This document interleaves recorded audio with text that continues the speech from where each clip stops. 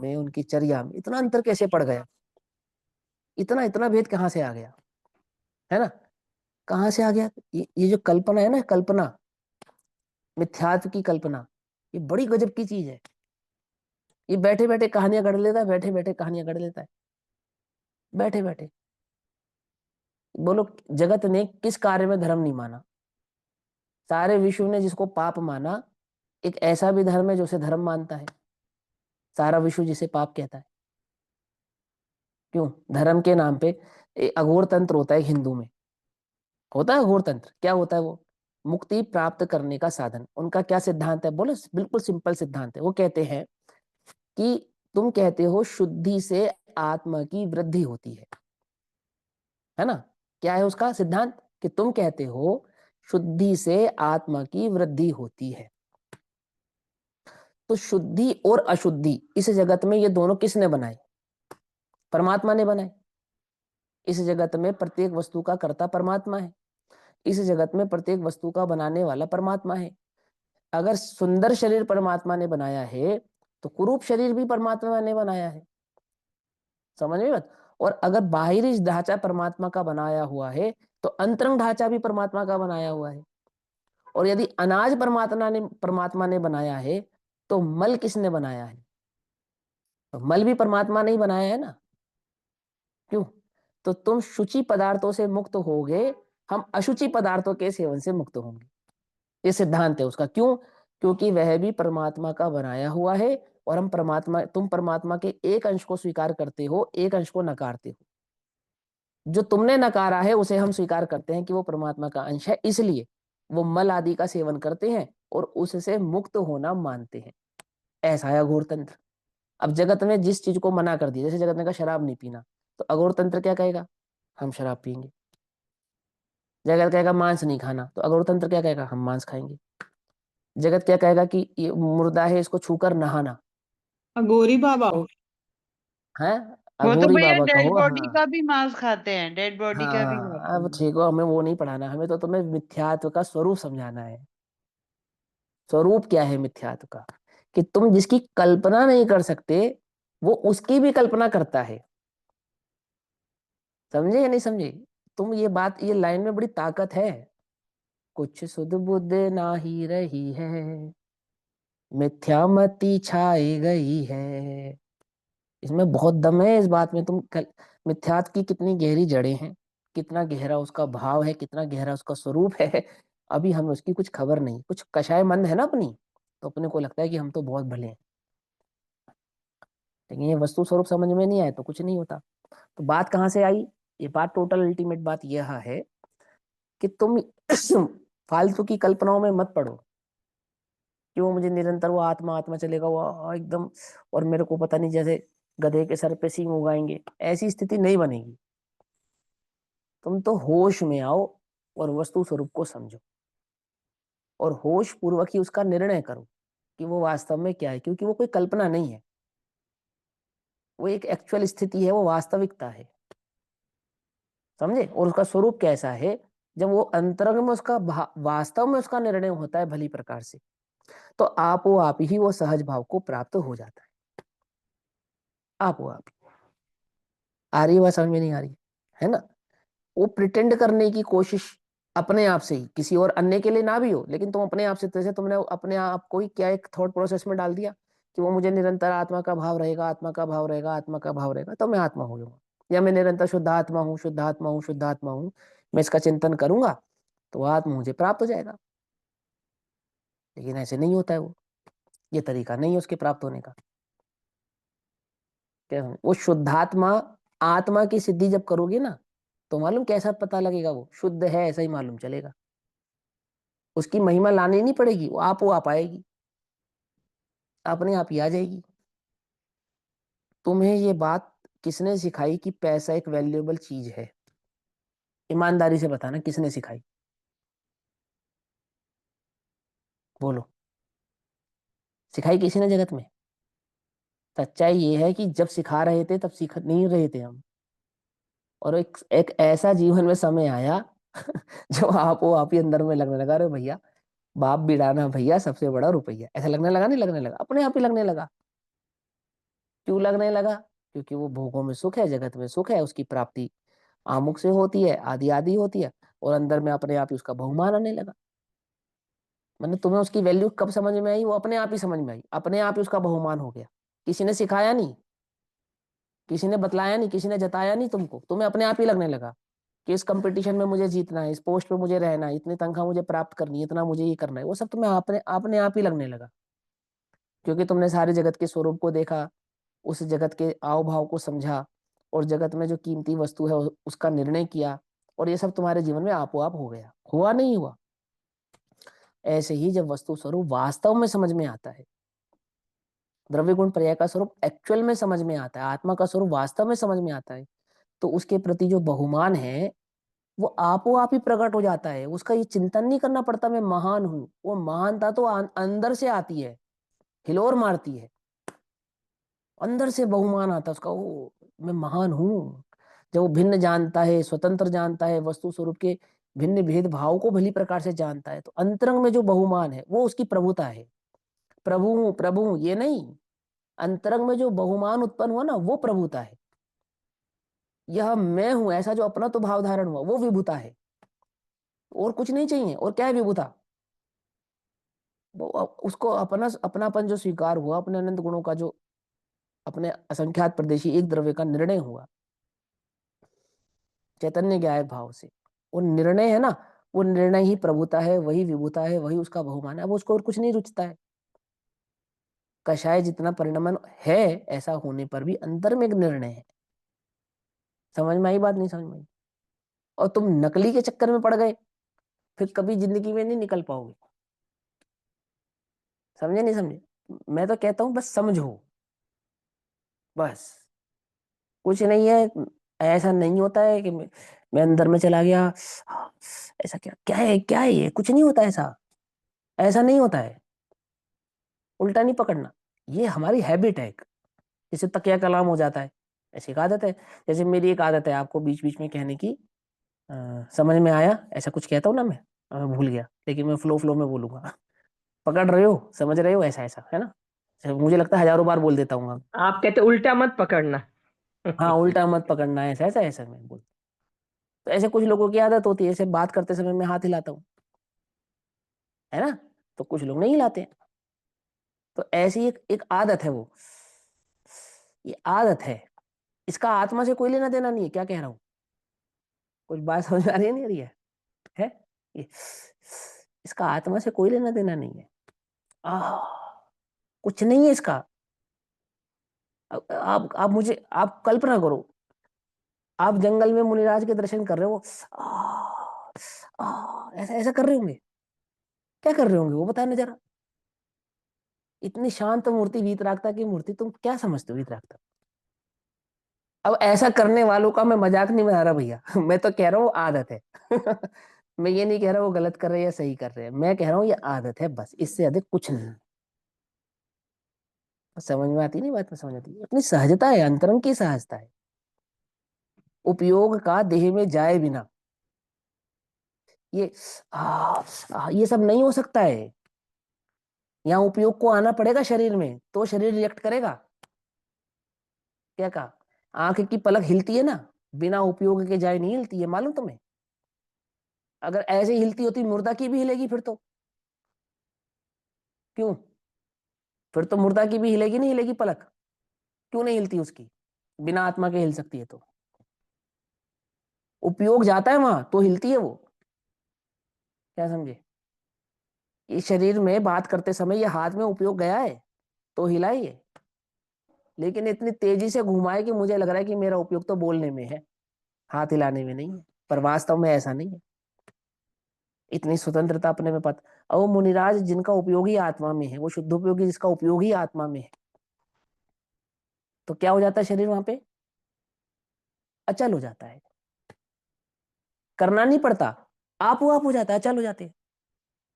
अचल स्थिति का नाम ध्यान मुद्रा है। एक बार मैंने पहले ही बताया था, आत्मानुभूति के काल में नासाग्र दृष्टि होती नहीं होती है? क्यों? ध्यान की, ध्यान के काल में नासाग्र दृष्टि होती है नहीं होती है?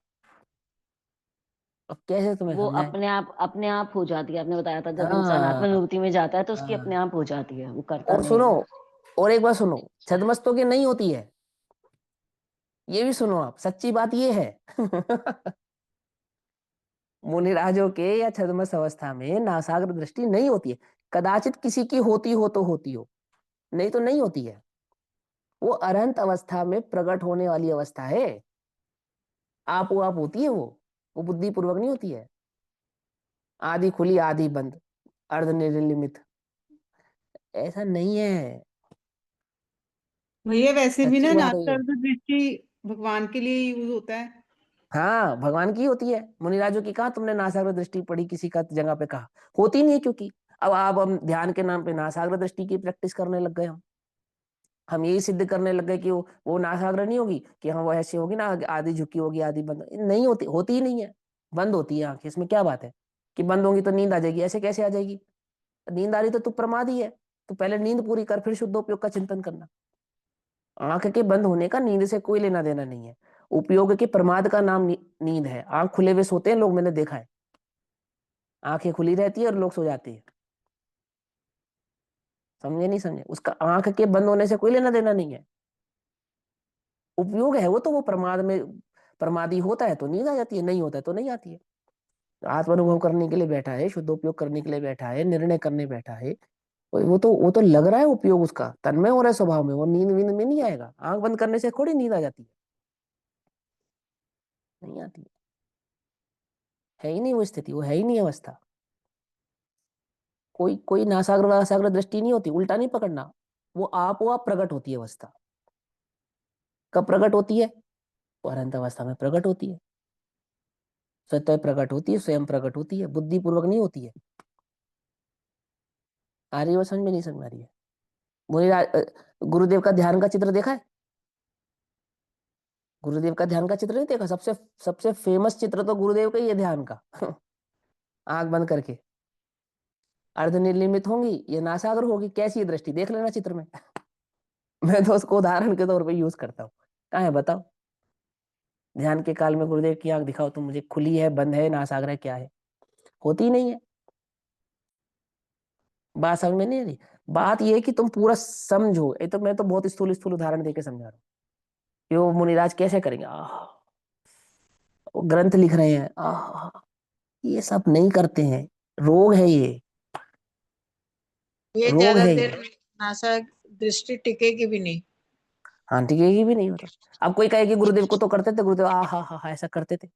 अरे वो गुरुदेव तो जिन वचनों के प्रति था उनको बहुमान, वो सभा में ना पढ़ के पहले आते थे, उनके माइंड में वो सब, अरे गजब कर दिया आचार्य, क्या लिखा है।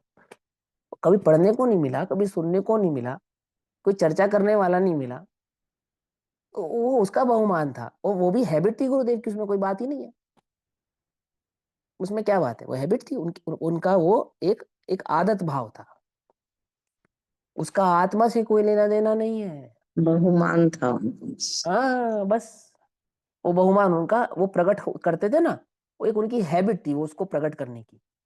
ना वो बुद्धिपूर्वक करते थे और ना वो आत्मा से लेना देना था। वो एक सहज प्रक्रिया, एक सहज परिणमन था उनका। हम उसकी नकल करने लगे, कॉपी करने लग गए। समझे नहीं समझे? पकड़ में ही बात। सर्वांग में आत्मा, तो सर्वांग में तो कुछ, आह में आत्मा, ऐसे ये सर्वांग, ऐसे इस सर्वांग में आत्मा, स्पर्शन इंद्रिय ये, स्पर्शन इंद्रिय ये सर्वांग इसमें नहीं है। समझ ना? दूध पानी से मिला हुआ होने पर भी यहाँ नहीं है। ज्ञान उसका लक्षण है, स्पर्श रस गंध वर्ण उसका लक्षण नहीं है। बतलाओ ज्ञान लक्षण कहाँ है तुम्हारा? बताओ। अपना उपयोग ज्ञान लक्षण पे ले जाकर देखो, कहाँ जाता है? कहाँ जाता है बोलो? शरीर में कहाँ जाता है ये बतलाओ चलो। कहीं नहीं जाएगा। जब तुम अपने आत्मा उपयोग को ज्ञान लक्षण पे लेकर जाओगे तो शरीर के किस हिस्से पे जाएगा? बतला दो मुझे।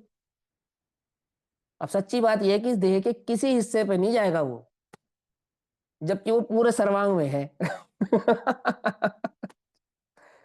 है या नहीं है? बोलो। अब तुम कभी ज्ञान लक्षण पे लेकर ही नहीं गए उसे। आई बात समझ में? नहीं समझ में आई है? सहजता किसका नाम है? ये प्रश्न है ना।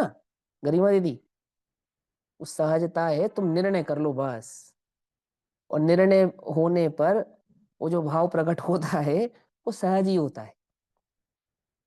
मैं आत्मा हूँ, मैं आत्मा हूँ, मैं शुद्ध हूँ, मैं बुद्ध हूँ, ऐसा अंतरंग में थॉट चले या उसकी याद बनी रहे, इसका नाम सहजता नहीं है। हाँ, प्रैक्टिस कर सकते हो अपने उपयोग को स्थिर करने के लिए, पुरुषार्थ कर सकते हो इस प्रकार का, निर्णय करने के लिए, कषायों की मददता के लिए, भेद विज्ञान के लिए, इसका निषेध नहीं है, पर वो सहजता नहीं है। समझे या नहीं समझे? है, चलो करें, शुरू करें। जैसे आयु में भैया, है, हाँ, कई बार क्या होता है ना, अपन जैसे भक्ति, जैसे मंदिरों में भक्ति होती है ना, उस समय हाँ जी। अचानक कोई एक जना उठ जाता है, एकदम झूम रहा है, गा रहा है, सब कहते हैं उसमें देवी माता आ गई है, तो वो फिर क्या होता है? अरे ये सब कुछ नहीं होता है, नकली नकली होता है। सच्ची में देवी माता आ जाएगी तो क्या होगा बताओ यार। ठीक है, देखो मैं फिर बताता हूँ, व्यंतर होते हैं, व्यंतर जाति के देव होते हैं, व्यंतर जाति देवों का कौतूहल भी होता है, ऐसा जिनागम का वचन है, उसका हमें निषेध नहीं है, ठीक है ना, क्योंकि जिन वचन है, पर उसके कुछ अन्य लक्षण होते हैं। समझे नहीं समझे? बिल्कुल डिफरेंट लक्षण होते हैं उसके। देखो सुनो, ये रिकॉर्ड कर रहे हो क्या? रिकॉर्ड रिकॉर्ड मत करो, चाहे मैं, चलो तुम्हें एक उदाहरण बतलाता हूँ, सच्चा उदाहरण, बिल्कुल अपने जीवन का जीवंत उदाहरण है ना। हजारों उदाहरण है, हजारों। अभी रिसेंट को उदाहरण समझाता हूँ तुम्हें, 1.5 साल पुराना। मेरा एक मित्र है, बहुत पुराना मित्र है, और बहुत सालों से मेरे उसके साथ बातचीत नहीं है, मतलब दूर दूर हो गए, वो अपने काम में व्यस्त हो गया, मैं अपने काम में व्यस्त हो गया। तो पिछले साल नवंबर के महीने में, नवंबर दिसंबर के महीने में उसकी मम्मी का मेरे पास फोन आया कि बेटा तो हिमांशु बोल रहा है। मैंने कहा हाँ। तो उन्होंने कहा बेटा मैं बहुत ज्यादा परेशान हूँ और एक मुसीबत आ गई। मैंने कहा क्या मुसीबत आ गई? तो उन्होंने बोला कि मेरे जो तेरा दोस्त है निशांत, वो मेरे से 4-5 साल छोटा है, इसके ऊपर ऊपरी आती है। अच्छा, तो मैंने कहा अच्छा फिर, अब उसमें मैं क्या कर सकता हूँ, उसमें ऊपरी आती है तो, कि मुझे कुछ समझ में नहीं आ रहा मैं क्या करूँ। और सर्दी का मौसम, जबरदस्त ठंड पड़े, तेज है, और मैंने कहा क्या करता है जब उसको ऊपर ऊपरी आती है? तो कहती है वो सारे शरीर के कपड़े उतार लेता है और वो ठंडा ठंडा पानी सर पे डाल लेता है, और उसको इतनी सी भी ठंड नहीं लगती, और इधर कूदे उधर उछले और ऐसा करे और ऐसा करे, और कुछ उसको कुछ उसकी आवाज बदल जाती है और वो कुछ बोलने लगता है ऐसा ऐसा, कि मैं ऐसा कर दूंगा, वैसा कर दूंगा, तुमने ऐसा कर दिया, वैसा कर दिया, ऐसा ऐसा वो बोलने लगता है। तो मैंने कहा आंटी जी मैं तो इसमें कुछ नहीं कर सकता, अब मुझे मुझे तो लगता है ये मानसिक रोग है, तुम डॉक्टर को दिखाओ। तो उन्होंने कहा नहीं नहीं, मैंने एक महाराज साहब से पूछा है और उन्होंने कहा है कि भाई इसके ऊपर ऐसे ऊपरी आती है। और मैं उसको पदमपुरा लेकर गई, और पदमपुरा में एक अंकल जी हैं, वो उनके सर वो बतला देते हैं, मतलब उनके सर पे एक वो आती है सवारी, और वो बतला देते हैं कि भाई इसके ऊपरी है, इसका ऐसा, इसका ऐसा, और उन्होंने कंफर्म किया कि इसको ऊपरी है, और किसी ने इसके ऊपर कुछ कर दिया, काला जादू टाइप का ऐसा कर दिया। अच्छा, मैंने उनको बोला आंटी जी देखो मैं इसमें आपकी क्या हेल्प कर सकता हूँ, मैं कोशिश करूंगा, मैं उससे बात करूंगा और मैं समझने की प्रयास करूंगा कि क्या है समस्या उसकी। ठीक, बात खत्म हो गई। 15 दिन बाद फिर उनका फोन आया। तो मैंने कहा चलो आप इतने परेशान हो, इतना ही कह रहे हो, और वो आपको लगता है ये कंफर्म है, तो मैं उससे बात करता हूँ, निशांत मेरा जो दोस्त है उससे बात करता हूँ। आप लोग तो जानते नहीं इसलिए मैंने नाम बता दिया है।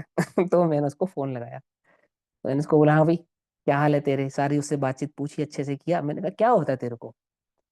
तो उसने बताया कि मुझे तो ऐसा ऐसा हो जाता है, ऐसा ऐसा होता है, मुझे समझ में नहीं आता क्या होता है क्या नहीं होता, और ऐसा। मैंने उसको कहा अच्छा चल ठीक है, अभी मैं थोड़ा व्यस्त हूँ, मैं तेरे से बाद में बात करूंगा। मैंने रख दिया। अब मेरे पास फोन करके नहीं पूछना कुछ, मैं बतला रहा हूँ, साइकोलॉजी होती है ये। तो मैंने उसकी बातों बातों में ये जज कर लिया कि ये झूठ बोल रहा है। समझे? अब समझना ध्यान से, प्रमाणिक कौन कौन है? एक महाराज साहब ने ये प्रमाण करके सिद्ध किया कि हाँ इसकी है। एक पदमपुरा में किसी के सर पे सवारी आती है, उसने कहा है कि इसके ऊपर ही है, अमुक अमुक व्यक्ति ने ऐसा ऐसा किया है और ऐसा ऐसा इसके साथ हुआ है। ठीक है, तो मैंने 2-4 घंटे बाद उसकी मम्मी को लगाया फोन। मैंने कहा आंटी जी जरा आप अपना फोन ना म्यूट करो, मैं निशांत को लाइन पे लेकर उससे कुछ बात करूंगा, आप उसको शांति से सुनना।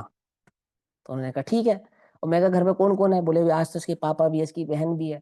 मैं कहा तो लाउड स्पीकर पे रखना फोन को, सबको बैठा लो, और बीच में बोलना नहीं, मैं बात करूंगा तुम चुपचाप सुनना। बोले ठीक है। तो मैंने उसको फोन लगाया अपने दोस्त को निशांत को कि हाँ भाई फ्री है, कि हाँ अब बता क्या क्या होता है। उसने सारी कहानी बताई। तो मैंने कहा यार तुझे अपना घर ही मिला था बेवकूफ बनाने के लिए, ऐसा मैंने उसको बोला। तो कहने लगा अरे कैसी बात कर रहा है। मैंने कहा ऐसा नहीं है मेरे भाई, तू क्या समझ रहा है, तुझे सच्ची में ऊपरी के दर्शन कराऊं? अगर सच्ची में तेरे सर पे आ गई तो बोल क्या होगा। और मैंने उसको कुछ बातें और ऐसी बोली तो वो घबरा गया। वो कहने लगा भाई घर पे किसी को मत बताना, ऐसा ऐसा हो गया, एक बार ऐसा हुआ और बस मुझे उसको करने में मजा आने लगा, तो मैं इसीलिए ये सब ड्रामा करने लगा। अब मैं जब ये ऐसा ड्रामा करता हूँ तो सारे घर वाले मेरे आगे पीछे घूमने लगते हैं, कोई मुझे किसी चीज के लिए रोकता नहीं है, टोकता नहीं है। मैं देर से आऊं, देर से उठूं, जो मर्जी करूं, जो मर्जी ना करूं, सारे घर वाले मेरे आगे पीछे घूमते हैं। मैंने कहा भाई तू ये क्या कर रहा है, तुझे पता है ये तो जो सच्ची में रोग हो गया फिर क्या होगा? और तेरी मम्मी इतना परेशान, पदमपुरा जाए, यहाँ जाए, वहां जाए, किसी से विधान कराए, किसी से कुछ कराए, तेरे पैसे तुमने खर्च करा दिए, तू पागल है। तो कहने लगा भाई मैं भी नहीं करना चाहता, मुझसे हो जाता है। उसकी मम्मी सुन रही है सारी कहानी। तो उससे रहा नहीं गया। उसकी मम्मी बीच में म्यूट करके बोली बेटे तू आज घर आ। तेरा भूत तो मैं ही उतारूंगी, तू आज आज। अब बोलो। और महाराज ने सिद्ध कर दिया, वो जो ऊपरी करने बताने वाला, सवारी करने वाला, उसका क्या है बोलो? क्या प्रमाणिकता है उसकी? मैं तो ईमानदारी से, मैंने कुछ नहीं किया, ना मैंने कोई मंत्र पढ़ा ना कुछ कहा। मुझे तो उसकी बातों से समझ में आ गया उसके एक लक्षण होते हैं, मैं ये उसका समझाना भूत चाहता उतार दिया आपने। हूँ। है वो तो था ही नहीं ना। भैया हजारों किस्से हैं। एक्चुअल में सवारी आती है या नहीं आती? क्योंकि ये मैंने भी सुना हुआ है कि मतलब जैसे कुछ लोग कहते हैं जैसे अरे चंद्र तुम पे इन भगवान चक्करों में की मत पड़ो, सवारी ये है, गणित ये है। मिथ्यात्व के सिवा कुछ नहीं है, समझे? ये कुछ नहीं है। मणितंत्र मंत्र बहु होई, मरते ना बचावे कोई। पंडित टोडरमल जी ने स्पष्ट तो कह दिया, पाप पुण्य की ओर के बिना जगत में कुछ नहीं होता, होता ही नहीं है। आचार्य अमरचंद्र, आचार्य कुंद कुंद देव ने सोना बनाने की विधि बताई पत्थर से। आचार्य जयसेन ने कह दिया ना कि पुण्य का योग भी चाहिए, पुण्य का योग ना हो तो नहीं बनेगा, ना मंत्र काम आएगा, ना यंत्र काम आएगा, ना तंत्र काम आएगा, कोई काम नहीं आएगा। क्या करा बोले लक्ष्मण ने, कौन सा मंत्र पढ़ा, हो गई उसको विद्या सिद्ध हो गई। अब पढ़ो कितने कितने चारित्र पुराण किसके लिए लिखे गए, इसी बात को सिद्ध करने के लिए लिखे गए हैं। इस बात को सिद्ध करने के लिए नहीं लिखे गए कि कि व्यंतर आदि होते हैं और वो प्रभाव करते हैं, ये सिद्ध करने के लिए नहीं कि ये होते हैं परंतु बिना पाप पुण्य के उनके प्रभाव नहीं होता। मंत्र आदि का प्रभाव पाप पुण्य के उदय के बिना नहीं होता, ये सिद्ध करता है वर्तमान युग। लोग उल्टा पकड़ते हैं, देखो वर्तमान युग में लिखा है व्यंतर होते हैं, मंत्र होता है, इनसे कार्य होता है, आदि आदि होता है। अरे वो ये बतला रहे हैं कि क्योंकि वो सम्यक ज्ञान का अंश है, क्योंकि वो आगम का वचन है कि देव होते हैं, देव गति में व्यंतर जाति के देव होते हैं, उनका स्थिर रहने का स्थान मध्यलोक होता है, वो कौतूहल उनका स्वभाव होता है, और कौतूहल आदि स्वभाव होने के कारण वो अमुक अमुक प्रकार के कार्य करते हैं। उसका तो निषेध ही नहीं कर सकते ना, क्योंकि वो है, लेकिन वो बिना पाप और पुण्य के कार्य होता नहीं है। समझ में बात? श्री कृष्ण के पुत्र है ना, और वो श्री कृष्ण के पुत्र छत्रचूड़ामणि, क्या नाम है उनका? प्रद्युमन, जीवंदर, जीवंदर प्रद्युमन, स्वामी। नहीं प्रद्युमन, प्रद्युमन कुमार। नहीं, शत्रु हाँ चूड़ामणि में तो जीवंदर हाँ, वो स्वामी है ना। जीवनधर स्वामी, वो नहीं, हाँ ये प्रद्युमन कुमार। अब प्रद्युमन कुमार का चरित्र पढ़ो, जितनी विद्याएं उनको मारने के लिए प्रयोग की गई, वो सारी विद्या उनको सिद्ध हो गई। क्या समझे? पाप पुण्य के बिना जगत में कोई कार्य होता नहीं है। कहाँ गए चक्री जिन जीता भरत खंड सारा, कहाँ गए वे रामुर लक्ष्मण जिन रावण मारा, कहाँ गई रुक्मणी सतभामा और सुंदर नगरी, कहाँ गए? कुछ बात समझ में ही नहीं, ये नहीं होता है। मतलब आप ये चक्कर में पड़ो ही मत, वो सवारी आती है नहीं आती है, 99.99% तो ये सब ढकोसला है, कुछ नहीं है। अब मैं निषेध नहीं कर रहा क्योंकि उसका अस्तित्व है, अस्तित्व का निषेध कैसे करें? अस्तित्व का निषेध नहीं है, पर बिना पाप पुण्य के उदय के जगत में कोई कार्य होता नहीं है। पढ़ो बायोग्राफी कितनी पढ़ो, जम्बू वर्णी जी की कथा पढ़ो, मेरी जीवन गाथा। वर्णी जी के घर में व्यंतर परेशान करता था, सुनी, पढ़ी कहानी? नहीं पढ़ी? अब सारी मुझसे सुन लोगे तो तुम क्या पढ़ोगे, खुद भी पढ़ना कुछ। अब तो ऐसे समय हो गया, लेकिन फिर भी चलो, अपना प्रसंग चल रहा है सम्यक चारित्र अधिकार का। सम्यक चारित्र अधिकार पुरुषार्थ सिद्धि उपाय में श्लोक नंबर 183 183 नंबर का श्लोक चल रहा है। है ना। और भाव चल रहा है अहिंसा अणुव्रत में लगने वाले 5 प्रकार के अतिचार। अतिचारों का स्वरूप चल रहा है। अतिचार माने व्रतों में लगने वाला दोष। शांति से ध्यान से समझना। ठीक, क्या कहते हैं? छेदन ताड़न बंधा भारस्य आरोपणं समधिकस्य पानान्योश्च मुरोधः पंचाहिंसा व्रत सेयते। अहिंसा व्रत के जो अतिचार हैं वो कौन कौन से हैं? समझने लायक अतिचार हैं, और इन अतिचारों को समझोगे तो बहुत सारी बातें आपको समझ में आएंगी। छेदना, ताड़न करना, बांधना, बहुत अधिक बोझ का लादना और अन्न जल का रोकना अर्थात नहीं देना, इस प्रकार 5 प्रकार के अतिचार हैं। अब सबसे पहले एक विचार कर देखो। सम्यक दृष्टि जीव, आत्म अनुभवी जीव, 5 लब्धियों का धारी, स्वाध्यायी देशना लब्धि प्राप्त है, विशुद्धि लब्धि अंतरंग में है, और ऐसा कार्य उस सम्यक दर्शन की अवस्था के साथ कि क्या क्या कर रहा है कि वो सम्यक दृष्टि जीव अहिंसा अणुव्रत का पालन करने वाला अणुव्रती, क्योंकि अणुव्रत के दोष है ना ये, इसका मतलब 5वां गुण स्थान। ध्यान से समझना, सिर्फ अणुव्रत नहीं, 5वां गुण स्थान। तो 5वां गुण स्थान में विशुद्धि अधिक होगी या नहीं होगी? परिणामों की निर्मलता कोमलता अधिक होगी या नहीं होगी? होगी ना। और उसने व्रत भी धारण किए हैं, अणुव्रत भी धारण किए हैं, और उन अणुव्रतों की स्थिति में या अवस्था में किस किस प्रकार के दोष लगा रहा है वो? कि उसके छेदना, ताड़न करना, बांधना, बहुत अधिक बोझ का लादना और अन्न जल का रोकना अर्थात नहीं देना, इस प्रकार के 5 अतिचार उसके व्रतों में होते हैं। क्या समझ में आया? तो पहले एक बात समझो कि पुराने जमाने में कृषि, एग्रीकल्चर, यही एकमात्र साधन था। आज हमारे सबके घरों में गाड़ियां हैं, स्कूटर है, मोटरसाइकिल है, साइकिल है। उस जमाने सभी के घरों में रथ होते थे, घोड़ा गाड़ी होती थी, बैलगाड़ी होती थी। समझ में आती है बात? नहीं समझ में आती है ना। जैसे आज की डेट में कुछ जैनी अमीर हैं, अपने काम नौकरों से करा लेते हैं। कुछ जैनी मध्यम वर्गीय हैं, कुछ काम खुद करते हैं, कुछ दूसरों से करा लेते हैं। कुछ गरीब भी हैं, कुछ काम स्वयं से ही करते हैं। उस जमाने में भी ऐसा था। समझना ध्यान से, बट लॉजिकली समझना इस बात को। तो सबसे पहले तो आप ये समझो कि जो इस बात का निषेध करते हैं कि जैनी लोग एग्रीकल्चर का काम नहीं करते, उन्हें भ्रम है। ऐसा नहीं है। खेती बाड़ी, एग्रीकल्चर आदि के कार्य करना, कृषि आदि के कार्य करना, ये जैनी लोग करते हैं। पशुपालन आदि करना, पशुओं को अपने घर में रखना, उनके मध्य से जिस जैसा तैसा व्यापार हो सके करना, वो सब जैनी लोग करते हैं। पढ़ो आप बनारसी दास जी का जीवन चरित्र, बनारसी दास जी के तक के जीवन में ये सब काम हो रहा है। घोड़ा गाड़ी आदियों पे अपना माल लाद कर ले आते थे। अब होता क्या है समझो ध्यान से, कि जो पशु आपने पाला, उस पशु की नाक में नकेल डालनी पड़ेगी। जैसे आजकल स्त्रियों के कान छेदे जाते, नहीं छेदे जाते, पुरुष भी छिदवाने लगे, नाक छेदी जाती है। ऐसे ही पशुओं के भी कान, नाक आदि छेदे जाते हैं, उनका छेदन किया जाता है। क्यों छेदन किया जाता है? उनको कंट्रोल करने के लिए, क्योंकि वही साधन है। आपके पास तो आज गाड़ी है, चाबी घुमाई और स्टार्ट। उस जमाने में नहीं था, साधन वही था, पशु था, बैल था, घोड़ा था, है ना। और मनुष्य से अधिक ताकतवर होते, बलशाली होते हैं, होते नहीं होते हैं। तो उस बलशाली जानवर को कंट्रोल करने के लिए उसके नम्र स्थानों को छेदन किया जाता था। नहीं, नाक में नकेल डालने से तो पूरा का पूरा शरीर उसका कंट्रोल कर लिया जाता था। समझे नहीं समझे?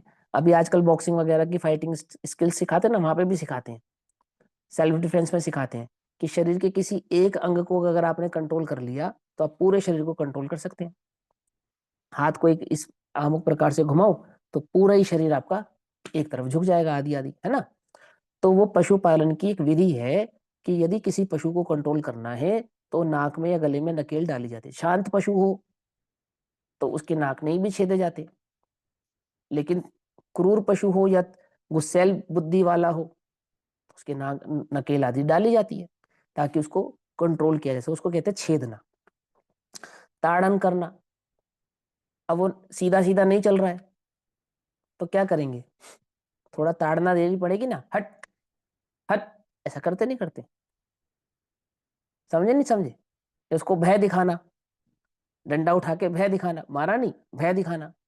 आपके भी घर के बाहर कभी कुत्ता आदि आ जाता है तो कैसे भगाते हो, क्या करते हो, ताड़ना करते हो या नहीं करते हो, करते हो, भगाते हो, पत्थर का भय दिखाते हो, डंडे का भय दिखाते हो, भले नहीं मारते हो, कभी उसके ऊपर पानी भी फेंक देते होंगे, करते हो नहीं करते हो। ये क्या कहलाता है, ताड़ना। बांधना, वो जो पशु आदि है उसको घुड़साल में बांधा जाएगा अथवा जहां उसके रहने का स्थान है वहां बांधा जाएगा, क्योंकि वो पशु है, कहीं उठ के ना चला जाए, कहीं खो ना जाए, कहीं यहाँ वहां ना हो जाए, तो उसको एक बंदे में, एक बाड़े में, एक किसी एक स्थान पर, किसी एक सुरक्षित स्थान पर बांध कर रोकना पड़ेगा। ये सब सम्य दृष्टि कर सकता है या नहीं कर सकता है, क्योंकि उसका पंचम गुण स्थान है, गृहस्थ है, गृहस्थी के कार्य को कर रहा है, तो वहां ये सब प्रकार के कार्य उस सम्य दृष्टि के मध्य भी होते हैं, हो सकते हैं। विवेक है उसको, नहीं करने योग्य है, पता है उसे, लेकिन उसकी भूमिका के अनुसार, उसके पद के अनुसार ये सब कार्य उसके जीवन में होते हैं। दोष हैं, अतिचार हैं, अतिचारों का प्रायश्चित भी करता है, प्रतिक्रमण भी करता है ना। झाड़ू ले जांगा बुहारी, तरस जीवन राशि विदार, आदि आदि चलते हैं ना सारे। पंखा से पवन बिलोलियो, नहीं जल थानक पहुंचाई, क्रिया बिन पाप उपाय, आदि आदि है ना। ये सब क्या है कि गृहस्थ में होने वाले कार्यों में जो जो हमारे द्वारा से हिंसा हो रही है, झाड़ू लगाने में हिंसा हो रही है, खाना पकाने में हिंसा हो रही है, ईंधन जलाने में हिंसा हो रही है, समझे या नहीं समझे, वो सारी हिंसा है और वो अतिचार है। सम्य दृष्टि होकर भी आत्मा की आराधना करने की जगह हम ये सब कार्य कर रहे हैं, वो सब दोष उसके जीवन में होते हैं। बांधना, बहुत अधिक बोझ का लादना। अब ऐसी स्थिति में फंस गए, ऑप्शन ही नहीं है, क्या करें, माल ज्यादा हो रहा है और ऐसी जगह पे है, ऐसी स्थिति में है, ऑप्शन नहीं है अपने पास। तो कभी ऐसी स्थिति भी बनती है जब ज्यादा माल लाद दिया जाता है पशु के ऊपर। लादना नहीं चाहिए, पता है उसे, लादना भी नहीं चाहता, पर एक ऐसी स्थिति में फंस गया, दूसरा बैल मर गया अथवा बीमार हो गया अथवा अंदाजा गलत लग गया माल उठाने का, समझे नहीं समझे, अंदाजा गलत हो गया, अथवा ऐसी स्थिति में फंस गया जैसे गाड़ी आदि चलते चलते किसी गड्ढे में फंस गई, फंस गई। अच्छा, अब क्या करें, अब सारा माल पहले गाड़ी पे से उतारे और फिर उतार उसको आगे बढ़ाए, ये तो पॉसिबल नहीं है।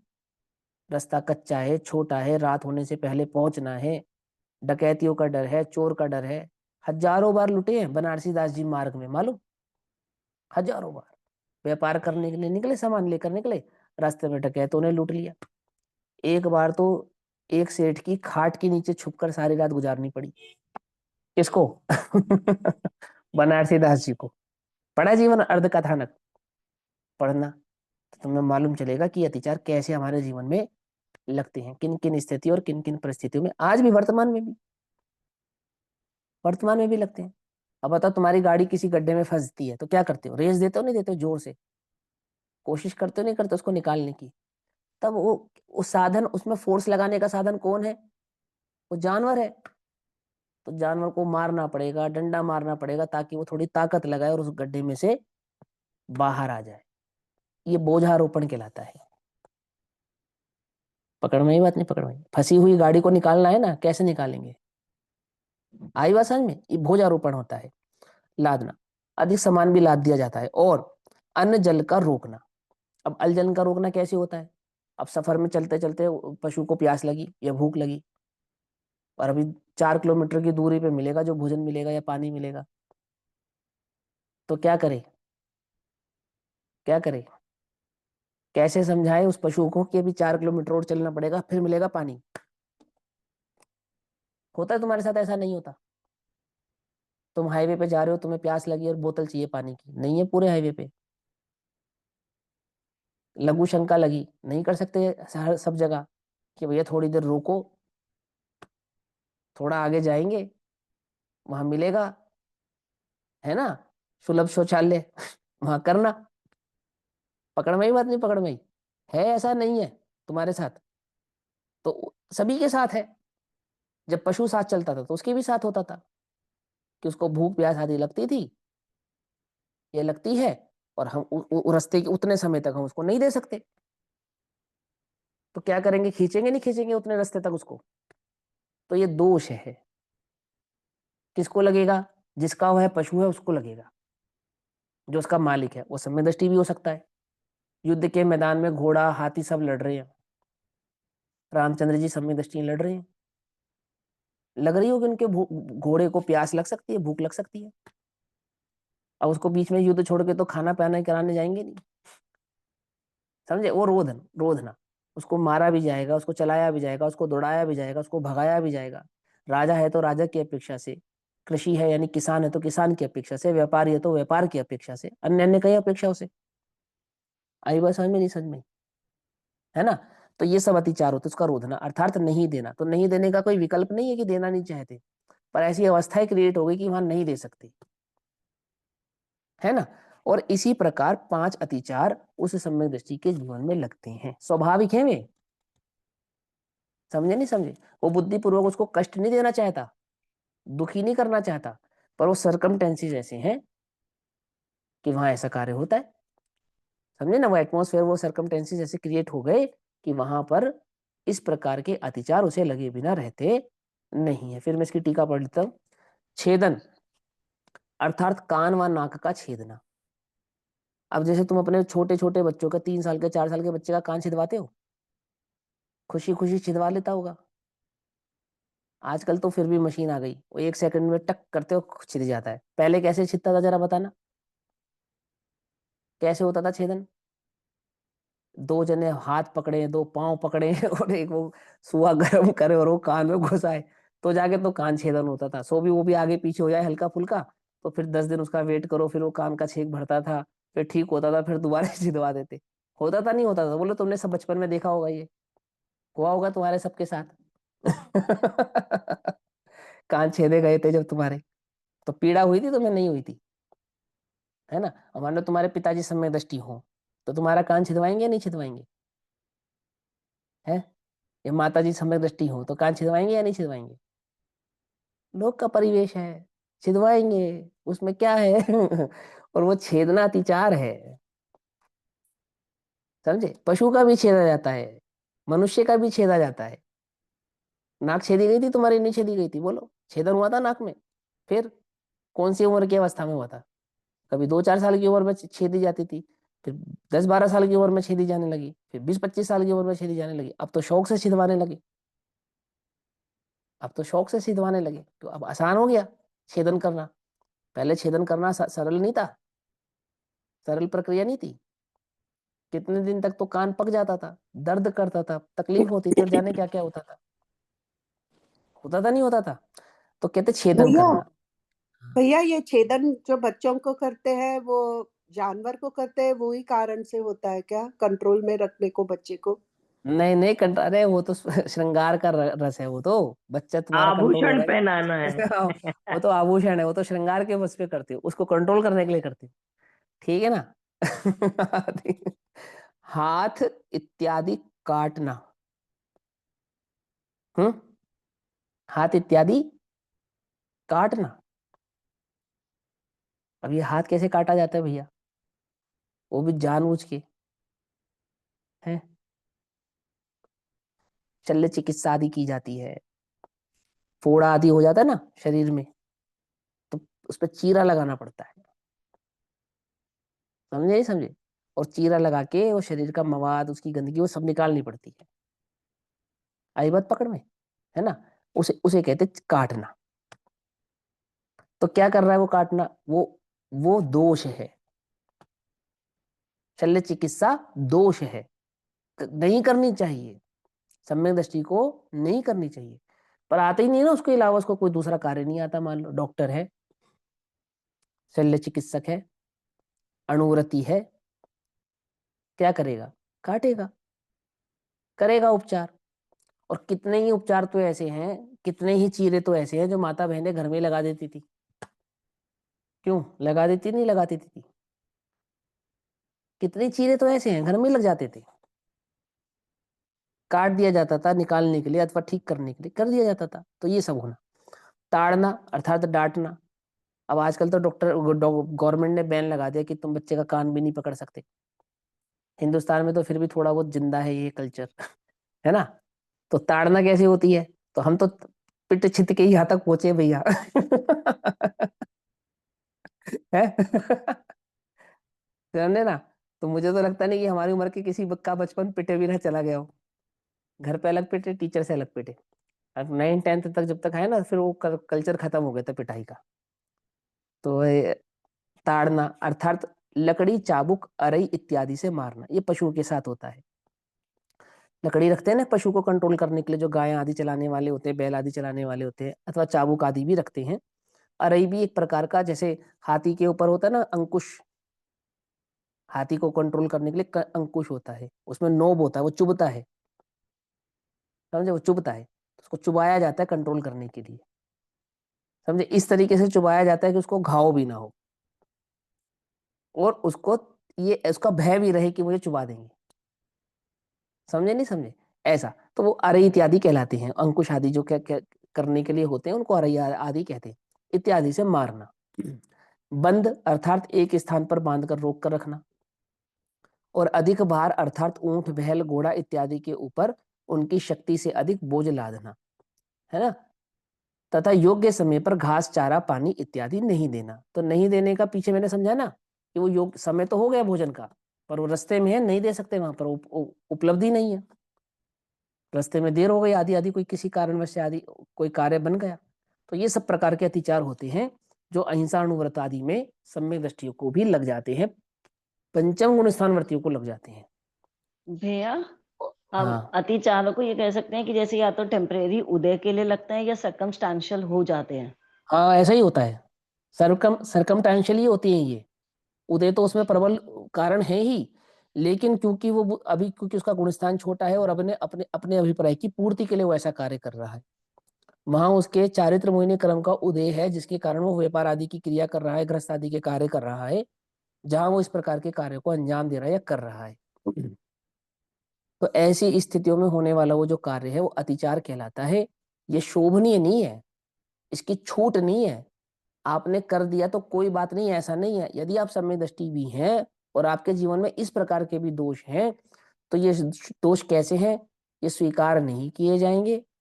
आप कोशिश कीजिए कि आपके जीवन में ये दोष नहीं लगे, और लगते हैं तो अतिचार स्वरूप होने के लिए ये दोषों का आपको प्रायश्चित आदि करना चाहिए। अतिचार तक क्या है कि ऐसा हो जाने से आप मिथ्या दृष्टि हो जाएंगे, ऐसा नहीं। ऐसा होने के कारण आप मिथ्या दृष्टि हो गए, सो ऐसा भी नहीं। लेकिन ये आपके व्रतों का दोष है। आप अव्रती हो गए, आपके व्रत छूट गए, ऐसा नहीं, परंतु ये व्रतों में लगने वाला दोष है। इनकी आपको सावधानी रखनी चाहिए। आप कोशिश कीजिए कि आपके जीवन में इस प्रकार के दोष ना लगे, और कदाचित लगे तो क्या करें, उनका प्रायश्चित, प्रतिक्रमण आदि करके उनका निराकरण करना चाहिए। अब सत्यानुव्रत में लगने वाले 5 प्रकार के अतिचार। भैया तो अभी और एक बात बोलनी है। हाँ, बोलो यहाँ बोलो तो बोलो। ये लोग ने सब जानवर के हिसाब से बोला है, मगर मैंने तो बच्चों को भी ये सब होते हुए देखा है, जो बच्चों को नौकरी पे लगा देते हैं वो फैक्ट्रीज में, यहाँ वहाँ, ये सब उनको भी होता है ना, तो बच्चों के देखो लिए भी है देखो सुनो, फिर वही या बात, सिर्फ मैं हम जानवर? सब में मिथ्या दृष्टि क्या कर रहा है जगत में, उसकी तो बात ही नहीं कर रहे। हम तो समझदार, विवेकी, सम्यक दृष्टि के जीवन में किस प्रकार के दोष लग सकते हैं उनकी बात कर रहे हैं। होता तो जगत में तो बच्चे का मांस भी खाया जाता है। ऐसे घोर मिथ्या दृष्टि की थोड़ी हम बात कर रहे हैं। होता तो जगत में हजारों प्रकार के पाप है, कल्पनातीत पाप होते हैं, ठीक है ना। यहाँ तो सम्यक दृष्टि जीव के जीवन में किस प्रकार के पाप लग सकते हैं, दोष लग सकते हैं, अणुव्रति के जीवन में किस प्रकार के दोष हो सकते हैं, और उन दोषों के हो जाने से वो मिथ्या दृष्टि नहीं होता, परंतु वे दोष हैं, उनका निराकरण करना चाहिए, उनका प्रायश्चित, प्रतिक्रमण करना चाहिए, सावधान रहना चाहिए। ये दोषों में सबसे छोटे दोष हैं जो स्वाभाविक हैं, आप इनसे बच नहीं सकते। समय दृष्टि होने के पश्चात भी यदि आप गृहस्थी हैं, तो गृहस्थी में रहने पर भी आप इतने प्रकार के दोषों से बच नहीं पाएंगे, ये समझा रहे हैं वो आपको। और ये दोष कैसे हैं, ये करने नहीं है आपको, आपको सावधान रहना है। बड़े दोषों की तो वो तो मिथ्या दृष्टि है, उसकी तो हम बात ही नहीं कर रहे। वो तो अनाचरण करने वाला, नरगल क्रिया करने वाला, उसकी बात नहीं कर रहे। समझे नहीं समझे। यहाँ तो ज्ञानी धर्मात्मा के जीवन में क्या क्या हो सकता है उसकी बात कर रहे हैं। ठीक है ना। चलो अब 184 नंबर का जो कलश है उसकी चर्चा हम कल करेंगे। तब तक के लिए सभी को जय जिनेन्द्र। ओम नमः सिद्धेभ्यः। निज निधि निज में बताई यह अनंत उपकार है उसके लिए जिनवाणी माँ को वंदना शत बार है। नमो रियंताणम नमो सिद्धाणम नमो नमो रियंताणम नमो रियंताणम नमो सिद्धाणम ऐसो पंच